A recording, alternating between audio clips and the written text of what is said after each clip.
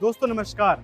आइए आज की इस वीडियो में बात करते हैं ब्रह्मा विष्णु महेश और काल भगवान को लेकर जो भक्तों की क्योरी रहती है कि संत रामपाल जी महाराज ब्रह्मा विष्णु महेश के बारे में बताते हैं और इनसे ऊपर का भगवान काल भगवान के बारे में बताते हैं।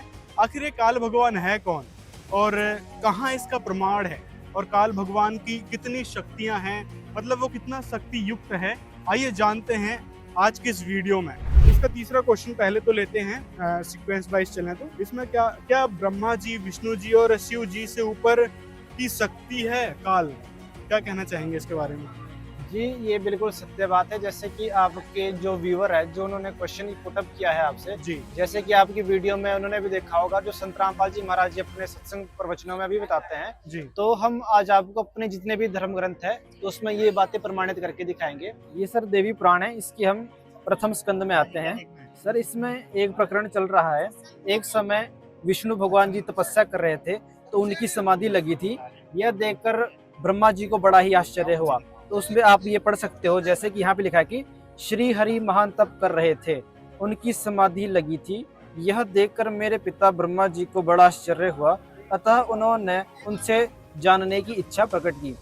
ब्रह्मा जी ने पूछा, प्रभु आप देवताओं के अध्यक्ष, जगत के स्वामी और भूत भविष्य एवं वर्तमान सभी जीवों के एकमात्र शासक है, भगवान फिर आप क्यों तपस्या कर रहे हैं और किस देवता की आराधना में ध्यान मगन है? मुझे असीम आश्चर्य तो यह हो रहा है कि आप देवेश्वर एवं सारे संसार के शासक होते हुए भी समाधि लगाए बैठे हैं। सर जैसा कि अभी आपने पढ़ा, तो इसमें एक बहुत ही दुर्लभ बात है। ब्रह्मा जी जो विष्णु जी को है संपूर्ण देवताओं के अध्यक्ष मानते हैं, जगत के स्वामी मानते हैं। जब उन्होंने विष्णु जी को समाधि में लगाए हुए देखा, तो उन्होंने उनसे ये प्रश्न किया। तो सर हम अब जानते हैं कि इसके ऊपर विष्णु जी क्या कहते हैं। सर ये देखिए, भगवान शंकर भी आपकी आज्ञा पाने पर ही समय अनुसार सदा संहार लीला में प्रवृत्त होते हैं। भगवान सूर्य का आकाश में चक्कर लगाना, सुखदायी पवन का चलना, अग्नि का जलना और मेघ का बरसना आदि सभी कार्य आपकी आज्ञा पर ही निर्भर है। ये ब्रह्मा जी के विचार है जो आपने अभी देखे। ब्रह्मा जी का ये कहना है कि जो शंकर जी है वो संहार लीला का कार्य केवल विष्णु जी की कृपा से कर सकते हैं। जो बादल बरसते हैं वो भी शंकर जी की कृपा से होता है। जो सुखदायी पवन चलती है वो भी शंकर जी की कृपा से चलती है, विष्णु जी की कृपा से चलती है। अब इस पर विष्णु जी क्या कहते हैं हम आपको दिखाते हैं। ये देखिए, इसमें लिखा है कि श्री हरि उनसे कहने लगे, ब्रह्मन सावधान होकर सुनो, मैं अपने मन का विचार व्यक्त करता हूँ। देवता दानव और मानव सब यही जानते हैं कि तुम सृष्टि करते हो, मैं पालन करता हूँ और शंकर संहार क्या करते हैं। किंतु फिर भी वेद के परागामी पुरुष अपनी युक्ति से यह सिद्ध करते हैं कि रचने, पालने और संहार करने की योग्यता जो हमें मिली है, इसकी अधिष्ठात्री शक्ति देवी है। वे कहते हैं कि संसार की सृष्टि करने के लिए तुम्हें राजसी शक्ति का संचार हुआ है, मुझे सात्विक शक्ति मिली है और रुद्र में तामसी शक्ति का आविर्भाव हुआ है। उस शक्ति के अभाव में तुम इस संसार की सृष्टि नहीं कर सकते, मैं पालन करने में सफल नहीं हो सकता और रुद्र संहार कार्य होना भी संभव नहीं है। फिर उसके बाद हम ये पढ़ते हैं, मुझे सब प्रकार से शक्ति के अधीन होकर रहना पड़ता है, उन्हीं भगवती शक्ति का मैं निरंतर ध्यान किया करता हूँ। ब्रह्मा जी मेरी जानकारी में इन भगवती शक्ति से बढ़कर दूसरे कोई देवता नहीं है। इति सिद्धम। देखिए सर, इसमें बहुत ही बड़ा कंसेप्ट क्लियर हुआ है। जैसे ब्रह्मा जी पहले बोलते थे कि जो ये संसार चल रहा है वो विष्णु जी को संपूर्ण देवताओं के अध्यक्ष मानते थे, जगत के स्वामी मानते थे। लेकिन इसके ऊपर विष्णु जी के ये विचार है कि देवता दानव और मानव यह सोचते हैं कि जो सारा कार्य है ये हम करते हैं। लेकिन यहाँ पर विष्णु जी ने बिल्कुल स्पष्टीकरण के साथ कह दिया है कि इसकी अधिष्ठात्री शक्ति देवी है। और यहाँ पर बिल्कुल विष्णु जी ने स्पष्टीकरण के साथ ये भी कह दिया है कि मैं देवी दुर्गा से बढ़कर दूसरा किसी देवता को नहीं मानता। तो देखिए सर, यहाँ से तो ये स्पष्ट होता है कि जो ब्रह्मा जी है वो विष्णु जी को बोलते थे और जो विष्णु जी है वो देवी दुर्गा को बोलते हैं। अब हम ये देखते हैं कि जो देवी दुर्गा है वो किसके बारे में संकेत कर रहे हैं। तो अब हम आपको दिखाते हैं 7वें स्कंद में। ये है देवी पुराण का 7वां स्कंद। तो इसमें आप जैसे यहाँ पे देख सकते हो कि देवी के द्वारा हिमालय को ज्ञान उपदेश और ब्रह्म स्वरूप का वर्णन। एक समय जो देवी दुर्गा है वो राजा हिमालय को ब्रह्म ज्ञान का उपदेश कर रहे हैं। तो इसमें देखते हैं कि देवी दुर्गा जी क्या कहते हैं। उस ब्रह्म का क्या स्वरूप है यह बतलाया जाता है, जो प्रकाश स्वरूप सबके अत्यंत समीप में स्थित हृदय रूप गुहा में स्थित होने के कारण गुहाचर नाम से प्रसिद्ध और महान पद अर्थात परम प्राप्य है। वह समस्त प्रजा के ज्ञान से परे है, अर्थात किसी की बुद्धि में आने वाला नहीं है, जिसमें संपूर्ण लोक और उन लोकों में निवास करने वाले प्राणी स्थित है। वही यह अक्षर ब्रह्म है, वही सबके प्राण है, वह सबकी वाणी है, वही सबके मन है। वह यह परम सत्य और अमृत अविनाशी तत्व है। सौम्य उस वेदन योग्य लक्ष्य का तुम वेदन करो, मन लगाकर उसमें तन्मय हो जाओ। और देखिए सर यहाँ पर बिल्कुल डायरेक्शन भी दे दी गई है कि फिर भावनागत चित्त के द्वारा उस बाण को खींचकर उस अक्षर रूप ब्रह्म को ही लक्ष्य बनाकर वेदन करो। प्रणव ओम धनुष्य जीवात्मा बाण है और ब्रह्म को उसका लक्ष्य कहा जाता है। उसके बाद देखिए सर देवी दुर्गा क्या कहती है, उस एकमात्र परमात्मा को ही जाने, दूसरी सब बातों को छोड़ दे। वह यह सब का आत्मा ब्रह्म ब्रह्मलोक रूप दिव्य आकाश में स्थित है। तो देखिए सर ये बहुत ही आश्चर्यजनक बात है। यहाँ पर बहुत ही बड़े जो खुलासे हैं हमारे देवी पुराण में स्पष्ट कर दिए गए हैं। आप पहले से लेकर इस बात को समझिए, ये सीढ़ी कहाँ से स्टार्ट होती है। जो ब्रह्मा जी है, ब्रह्मा जी अपने से ऊपर विष्णु जी को मानते थे। वो ये सोचते थे कि जो यहाँ पे संसार में जो सृष्टि स्थिति और सहन का कार्य है, ये केवल विष्णु जी के कारण ही सफल होता है। लेकिन इसके ऊपर विष्णु जी बोलते हैं कि मेरी नज़र में देवी दुर्गा से बढ़कर दूसरा कोई और नहीं है। फिर हम उसके बाद 7वें स्कंद में आए तो 7वें स्कंद में जो देवी दुर्गा है, देवी दुर्गा ने जो जितने भी संशय थे वो सारे क्लियर कर दिए। उन्होंने कह दिया कि और सारी बातों को छोड़ दे, केवल एक उस ब्रह्म का नाम जाप कर, उसका एक ओम मंत्र है और वो ब्रह्मलोक में रहता है। तो आइए सर अब हम जानते हैं कि वो ब्रह्म किसके बारे में हमें बताता है। तो दोस्तों अभी हमने देखा देवी भागवत महापुराण से ब्रह्मा विष्णु महेश दुर्गा जी को सर्वोत्तम बता रहे हैं। फिर दुर्गा जी एक ब्रह्म के बारे में बता रही हैं जिसे संत रामपाल जी महाराज ने काल कहा है। और आइए देखते हैं अब शिव महापुराण में क्या कहा गया है उस ब्रह्म के बारे में। सर जैसे अभी आपने देवी पुराण में देखा तो ये है हमारा संक्षिप्त शिव पुराण, रुद्र संहिता। वे जो सदाशिव है उन्हें परम पुरुष ईश्वर शिव शंभु और महेश्वर कहते हैं। वे अपने सारे अंगों में भस्म रमाए रहते हैं। उन काल रूपी ब्रह्म ने एक ही समय शक्ति के साथ शिवलोक नामक क्षेत्र का निर्माण किया था। दोस्तों यहाँ पर आप देख सकते हैं, यहाँ पर ये काल रूपी ब्रह्म, यानी कि यहाँ पर काल रूपी ब्रह्म का जिक्र आया है। लेकिन अब लोग यहाँ पे ये भी शंका करने लगेंगे कि यहाँ शिवलोक कैसे आया, क्योंकि शिवलोक तो शिव जी का स्थान है। क्या कहना चाहेंगे? सर जो शिव जी है उनके पिता ही काल ब्रह्म है, तो उन्हीं से इन तीनों देवताओं की उत्पत्ति हुई है। तो उन्हीं ने इनके निर्वाण स्थान के लिए, इनके रहने के लिए शिवलोक नामक स्थान की रचना की थी। तो उसी काल रूपी ब्रह्म के बारे में यहाँ पर जिक्र आया है सर। इसी बात को दोस्तों हम गीता से भी सिद्ध करेंगे जो संत रामपाल जी महाराज ने हमारे समक्ष रखा है। अब देखिए पवित्र गीता जी क्या कहती हैं उस काल ब्रह्म के बारे में। तो ये श्रीमद् भागवत गीता है, इसके 8 के 13 में चलते हैं अपन। यहाँ पर कहा गया है, उस मंत्र का जिक्र आया है जो देवी भागवत महापुराण में आपने देखा। उस मंत्र का जिक्र आता है यहाँ ओम, यानी कि यहाँ पर बताया गया है कि जो पुरुष ओम इस एक अक्षर को ब्रह्म को उच्चारण करता हुआ और उसके अर्थ स्वरूप मुझ निर्गुण ब्रह्म का चिंतन करता हुआ शरीर त्याग कर जाता है, वह पुरुष परम गति को प्राप्त होता है। यानी कि ओम से मिलने वाली जो परम गति है उसको प्राप्त होगा। तो यहाँ पर दोस्तों हम दिखाना चाह रहे हैं ब्रह्म के बारे में। और इसी ब्रह्म को आपने शिव पुराण में देखा, वहां पर काल कहा गया है, काल रूपी ब्रह्म कहा गया है। तो इससे स्पष्ट होता है कि जो काल है, जो ब्रह्म है, जहाँ जहाँ ब्रह्म का जिक्र आता है वो काल के बारे में है। तो अब हम आपको ले चलते हैं श्रीमद् भगवद गीता अध्याय 11 के श्लोक 32 में। सर जैसे अभी आप यहाँ पे देख रहे हो, ये गीता अध्याय 11 का श्लोक 32 है। तो इसमें लिखा है कि हे अर्जुन, मैं लोकों का नाश करने वाला बड़ा हुआ काल हूँ। इस समय इन लोगों को नष्ट करने के लिए प्रवृत्त हुआ हूँ। इसलिए जो प्रतिपक्षियों की सेना में स्थित योद्धा लोग हैं वे सब तेरे बिना भी नहीं रहेंगे, अर्थात तेरे युद्ध ना करने से भी इन सब का नाश हो जाएगा। तो सर देखिए, आपने पहले हमने आपको देवी पुराण में दिखाया कि वो ब्रह्म है, उसका ओम मंत्र है। फिर हमने आपको शिव पुराण से दिखाया, उसमें भी कहा कि उनका ओम मंत्र है और वो काल रूपी ब्रह्म है। तो सर अब आपने देखा श्रीमद् भगवद गीता के अध्याय 8 के श्लोक 13 में उसका एक ओम मंत्र है और वो अपने आप को ब्रह्म बोलता है। और उसके बाद सर ये गीता अध्याय 11 का श्लोक 32 है जिसमें वो कह रहा है कि मैं सर्व लोगों का नाश करने के लिए बड़ा हुआ काल हूँ। अब आते हैं दूसरे क्वेश्चन पे। इनका दूसरा क्वेश्चन था साहिल भाई, ये कह रहे थे कि ब्रह्मा विष्णु महेश भगवान है, तो फिर काल इनके अंदर कैसे प्रेरणा कर सकता है? क्योंकि जो भगवान होते हैं उनके अंदर अलग सी शक्ति काम करती है, मतलब कि स्वयं की शक्ति होती है। तो वहां पर काल इनके अंदर प्रेरणा कैसे कर सकता है? इनका ये दूसरा क्वेश्चन है, क्या कहना चाहेंगे? सर जैसे अभी आपने देवी पुराण में देखा, तो देवी पुराण में ये प्रकरण अभी आपने देखा कि जो ब्रह्मा विष्णु महेश है वो देवी दुर्गा के अधीन है। बिना देवी दुर्गा की सहायता से ना ब्रह्मा जी सृष्टि कर सकते, ना विष्णु जी पालन कर सकते और ना शंकर जी संहार कर सकते। जो देवी दुर्गा है वो ब्रह्म की पत्नी है। तो ये जो तीनों गुण है ये देवी दुर्गा और ब्रह्म के अधीन है। तो इन्हीं के सहारे से ये सृष्टि, स्थिति और संहार कर सकते हैं और इन्हीं की शक्ति से ये सारे कार्य सिद्ध होते हैं।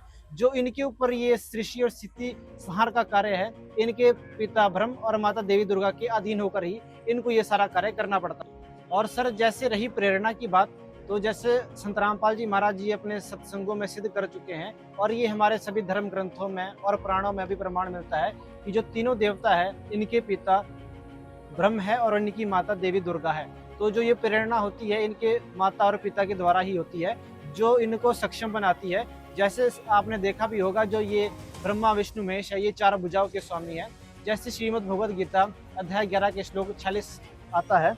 ये सर श्रीमद् भगवद गीता अध्याय 11 का श्लोक 46, इसमें लिखा है कि तेनेव रूपेण चतुर्भुजेन सहस्त्रभाव भव विश्वमूर्ते।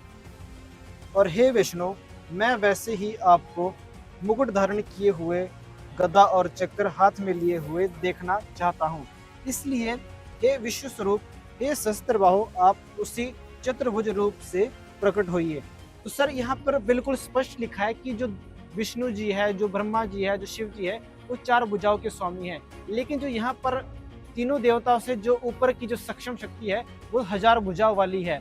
तो इससे बिल्कुल स्पष्ट होता है कि जो ब्रह्मा विष्णु महेश है, इनसे भी ऊपर शक्ति है, वो काल रूपी ब्रह्म है, जो यहाँ पर अर्जुन को ज्ञान उपदेश कर रही है। और इसी की प्रेरणा से ये ब्रह्मा विष्णु महेश से अपने सारे कार्य करवाते हैं। दोस्तों, इन सारी बातों से स्पष्ट होता है, जो आपने प्रमाण देखे, श्रीमद् देवी भागवत महापुराण, शिव महापुराण, पवित्र गीता जी, इससे स्पष्ट होता है कि ये जो ब्रह्म है, ये ब्रह्मा विष्णु महेश से ऊपर की शक्ति वाला है, जिसे गीता में अर्जुन सहस्त्रबाहु कह रहा है और विनय कर रहा है कि आप उसी चतुर्भुज रूप में आ जाइए जो श्री कृष्ण भगवान का है, यानी विष्णु जी का चतुर्भुज रूप है। उसी चतुर्भुज रूप में आने की वो एक आह्वान कर रहा है, या फिर कहें प्रार्थना कर रहा है। तो इससे भी स्पष्ट होता है कि ये जो ब्रह्म है, इन ब्रह्मा विष्णु महेश से अलग है, मतलब इनसे ऊपर की शक्ति है। या फिर कहें, संत रामपाल जी महाराज ने जैसे बताया है कि ब्रह्मा विष्णु महेश इनके पिताजी हैं। और माता कौन है? तो वो माता है दुर्गा जी, जिसके बारे में देवी भागवत महापुराण में प्रमाण मिलता है। ये तो रहा ब्रह्म का जिक्र है। अब इन्होंने ही अगला क्वेश्चन किया था और पूछा था कि ब्रह्मा विष्णु महेश के ऊपर तो ब्रह्म बता दिया आपने, अब इस ब्रह्म से ऊपर कौन शक्ति है? क्या बताया है संत रामपाल जी महाराज जी ने? देखिए सर, अभी तक आपने देखा कि हमारे जैसे देवी पुराण है, तो उसमें एक विवरण आता है।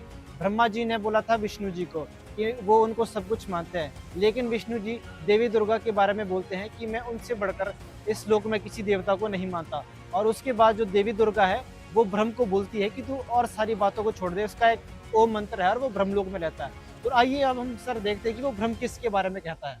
सर ये है श्रीमद् भगवद गीता, भगवद गीता अध्याय 18 का श्लोक 62। हे भारत, तू सब प्रकार से उस परमेश्वर की ही शरण में जा, उस परमात्मा की कृपा से ही तू परम शांति को और सनातन परम धाम को प्राप्त होगा। तो देखिए सर, ये कितनी बड़ी बात है।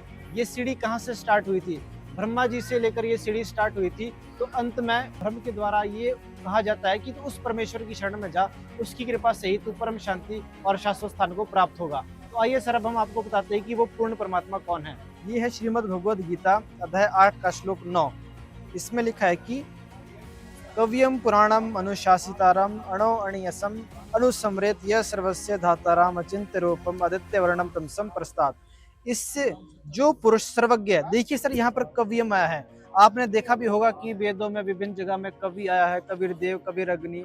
तो ये केवल हमारे कबीर परमात्मा जी है, उसी का बोध कराता है। तो यहाँ पर इसको तो संस्कृत की भाषा में कव्यम लिखा है। तो यहाँ पर लिखा है कि जो पुरुष सर्वज्ञ, अनादि, सबके नियंता, सूक्ष्म से भी अति सूक्ष्म, सबके धारण पोषण करने वाले, अचिंत्य स्वरूप, सूर्य के सदृश, नित्य चेतन, प्रकाश रूप और अविद्या से अति परिशुद्ध सच्चिदानंद घन परमेश्वर का स्मरण करता है।